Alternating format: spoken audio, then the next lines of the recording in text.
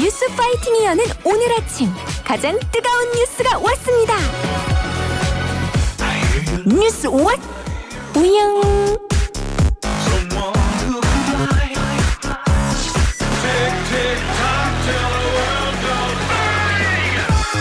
멋있고 듬직하고 똑똑하고 쓰리고 뉴스 자키 이우영 아나운서와 뉴스 왓 우영 함께합니다. 안녕하세요. 안녕하세요, 이우영입니다. 이우영 아나운서. 네. 뉴스 왔어요. 네. 첫 번째 뉴스 왔어요. 네. 첫 번째 소식 미국에서 왔어요. 미국 대선 이야기를 해볼 텐데요. 판세를 예측하기 어렵기 때문에 결과가 좀 오래 걸리지 않나 했는데요. 예상 외로 빨리 나왔습니다. 네. 트럼프 대통령. 와, 신기합니다. 트럼프가 됐수영. 네. 네, 죄송합니다. 안 받아줬어요. 박빙의 승부가 예상됐던 미국 대선, 트럼프 전 대통령이 7개 경합주를 모두 가져가면서 네. 완승을 거뒀습니다. 미국 대선은 전체 538명 중 과반인 270명을 얻는 후보가 이제 승리하는 구조인데, AP통신에 따르면 미 동부 시간 기준 오후 4시, 6일 오후 4시 우리 시간으론 오늘 오전 6시 기준으로 트럼프가 292명의 선거인단을 확보한 것으로 파악이 됐습니다. 예. 트럼프 전 대통령은 2016년 때 대선 때처럼 민주당의 옛 강세 지역이라고 불리는 이른바 블루월 세 곳, 펜실베이니아와 미시간, 위스콘신에서 모두 이긴 건데요. 네. 어제 승리 선언이 이제 이 펜실베니아를 이기면서 사실상 승리를 거머쥐었다는 판단에 따라 진행이 된 바 있습니다. 예. 트럼프 전 대통령은 연설에서 모든 주가 개표를 완료를 하면 자신이 확보할 선거인단 수를 최소 315명으로 예상을 했는데, 전체 개표가 완료가 되면 트럼프 전 대통령의 선거인단 312명, 해리스 부통령은 222명을 확보하게 될 것이란 전망이 지금 나오고 있습니다. 그렇군요. 트럼프 대통령 승리하고 이 선언 연설에서 어떤 말을 했나요? 네, 미국의 여러분의 제45대 그리고 47대 대통령을 당선되는 영광을 누리게 해준 미국민에게 감사하고 싶다라고 이야기했고요. 네. 역사상 전례 없는 위대한 정치적 승리다라고 이야기했습니다. 그리고 본인의 구호처럼 미국을 다시 위대하게 만들 수 있게 해줄 것이다라고 이야기했습니다. 네. 또 이번 선거를 통해서 공화당이 다시 상원 다수당이 됐고 하원 다수당을 지위도 유지할 것으로 보인다라고 하면서 전례 없고 강력한 권한을 줬다라고 이야기했습니다. 또 우리는 모두 미국을 우선하는 방식을 시작할 거다라고 이야기했고요. 또 이제 내가 전쟁을 시작할 것이라고 이야기하는 사람이 있었지만 나는 전쟁을 시작하지 않고 전쟁을 끝낼 것이다. 이런 이 주장도 했습니다. 그렇군요. 해리스 부통령이나 민주당 쪽 반응이 있나요?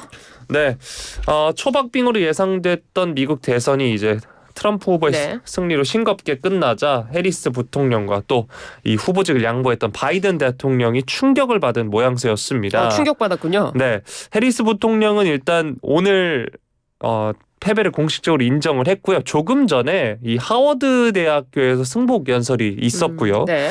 어젯밤에 사실 원래 개표 방송을 이곳에서 지켜보려고 했지만 초반 개표 결과가 좋지 않자 행사를 미룬다라고 밝힌 바 있습니다.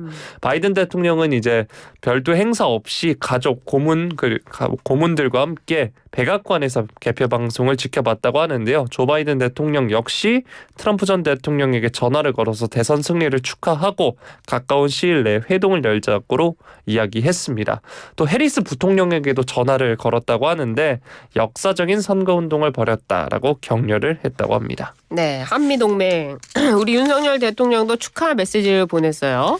네, 윤 대통령은 옛 트위터죠. X를 통해서 트럼프 전 대통령에게 축하를 보냈습니다. 그러면서 앞으로도 긴밀하게 협력해 나가길 기대한다라는 메시지도 전했습니다. 그래요. 트럼프 전 대통령이 당선되면서 내년 1월 20일 제47대 대통령 취임식까지는 어떤 절차가 남아있나요? 일단 어제도 말씀드렸다시피 미국 대선은 굉장히 복잡합니다. 그래요? 일종의 간접 선거제를 택하고 있어서 네. 투표와 개표 이후에도 몇 가지 절차가 남아있긴 하지만 뭐 형식적인 과정이라고 보시면 되는데요. 네. 일단 패배 인정 이후 연방 총무청이 트럼프와 벤스 부통령 당선인에게 사무실 등 정권 인수를 위한 준비에 필요한 것들을 제공을 한다고 하고요. 이제 개표 결과가 최종 발표가 되면 12월 11일에 주별 선거인단 명단 확정, 12월 17일 선거인단의 투표를 거쳐서 12월 25일 결과를 연방의회에 보내게 됩니다. 네. 연방의회는 내년 1월 6일 상하원 합동회의에서 선거인단 투표 결과를 인증을 하게 되는데요. 네. 이후 1월 20일 트럼프 대통령의 취임식이 열리면서 모든 절차가 끝나게 됩니다. 1월 20일이군요. 네. 알겠습니다. 이 미 대선과 함께 미국 의회 선거도 있었습니다. 한국계로는 처음으로 미국 연방 상원 의원의 도전장을 던진 민주당의 앤디 킴 연방 하원의 승리 소식도 전해졌는데요. 이거 굉장한 소식이죠. 네, 대선과 함께 상하원 선거도 치러졌는데 일단 공화당이 앞서서 말씀드렸다시피 민주당이 차지하던 지역구를 뺏어오면서 다수당이 되긴 했습니다. 네. 이런 가운데 뉴저지에서 열린 연방 상원 의원 본선거에서 앤디 김 후보가 이제 당선이 된 건데요. 낙승을 거뒀다라고 하는 지금 언론 보도가 계속해서 나오고 있는데 당선이 확정된 뒤 기자회견에서 상원 의원직을 맡을 준비를 하면서 이 순간을 최고의 겸손함을 가지고 접근하려고 했다라고 이야기했고요. 또 재미교포 역사 120여 년 만에 이 기회를 가질 수 있게 됐다라고 의미를 부여했습니다. 네, 한국계 미국인이 미 연방 상원 의원에서 당선된 거는 이 김 의원이 처음이라고 하는데요. 네, 미 동부 지역 전체를 통틀어서도 한국계가 아니라 아시아계로는 처음으로 연방 상원에 진출을 하게 됐다라고 합니다. 그렇군요. 민주당 소속으로 뉴저지주에서 젊은 나이에 3선 하원 의원을 지낸 김 의원인데 지난 6월 뉴저지주 예비선거에서 민주당 연방 상원 의원 후보 자리를 거머쥐었고요. 네. 터줏대감이던 민주당의 밥 메넨데스 상원 의원이 부패 사건으로 당적을 잃으면서 출마 기회를 잡은 겁니다. 이 앤디 김 당선인은 어떤 사람입니까? 일단 아메리칸 드림의 상징 같은 인물이라고 지금 나오고 있습니다. 네. 한인 이민자 1세대 부모 밑에서 태어나서 정치에 입문하기 전에는 외교 안보 전문가로 활동을 했고요. 2018년 11월 중간 선거에 출마를 해서 뉴저지주 첫 아시아계 연방 의원이 됐고 이후 대리 3차례 하원 의원에 당선된 바 있습니다. 그렇군요. 미국 대통령 소식까지 전해드렸고요. 이번에는요. 우리나라 대통령 소식입니다. 윤석열 대통령이 오늘 대국민 담화 발표와 기자회견을 앞두고 있는데요. 어떻습니까? 네, 오늘 오전에 이제 기자회견을 앞두고 있는데 일단 어제 참모들과 회견 예상 질문을 정리하고 사전 독해를 진행한 것으로 전해졌습니다. 어제 외부 일정이 있었는데 이를 소화하면서도 틈틈이 참모들에게 보고를 받으면서 답변 내용을 검토하고 또 수정하기도 했다라고 하는데요. 예. 일단 어제도 전해드렸다시피 오늘 회견 주제와 분야를 가리지 않고 기자들의 모든 질문에 답변하는 끝장 토론을 이어가겠다라는 방침입니다. 그렇기 때문에 정부 성과를 설명하는 부분은 대폭 줄이고 네. 질의응답에 최대한 집중할 것으로 보이는 상황입니다. 끝장 토론. 기대가 되는데요. 관심은 또 윤 대통령이 내놓을 국정 쇄신 방안이에요. 어떻습니까? 네, 정치권에서는 각종 논란을 해소하기 위한 쇄신 요구가 지금 이어지고 있습니다. 여야 모두에서 나오고 있는데 네. 특히 이번 회견에서는 야당이 명태균 씨의 통화 내용을 토대로 제기한 윤 대통령 부부의 공천 개입 논란을 비롯해서 김 여사 관련 논란에 대한 질문이 집중될 것으로 지금 예상이 되고 있고요. 윤 대통령 역시 명 씨와 관련된 각종 논란에 직접 입장을 밝힐 예정이라고 합니다. 또 김 여사 특검법, 또 대통령 가족을 감찰하는 특별감찰관 임명 문제에 대해서도 입장을 밝힐 것으로 예상이 되고 있고요. 직접 대국민 사과를 하거나 유감을 표명할 수도 있다 이런 전망도 나오고 있습니다. 네, 사과 부분에 있어서도 아마 입장이 나오지 않을까 이렇게 또 예상이 되네요. 한 대표가 요구한 김 여사의 대외 활동 중단을 놓고는 또 안에서는 친한계와 친윤계 간의 온도차가 있다고요? 네, 장동혁 최고위원의 경우에는 이제 친한계죠.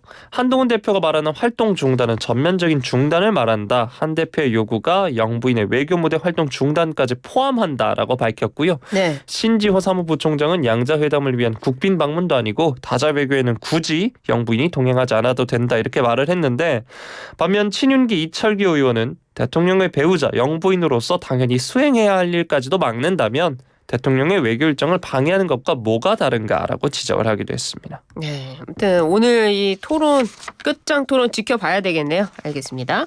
더불어민주당과 조국혁신당이 오늘 16일 윤석열 정권 규탄을 하고 윤 대통령의 김건희 여사 특검법 수용을 촉구하는 장애 집회를 함께 개최하기로 했다는 소식이에요. 네, 뭐 집회 명칭은 정해지진 않았다고 하는데요. 14일 본회의에서 김 여사 특검법이 야당 주도로 상정 처리될 것으로 예상이 되고 있기 때문에 이틀 뒤 열리는 집회에서는 윤 대통령을 향해서 특검법 수용을 한층 강한 어조로 촉구할 것으로 보입니다.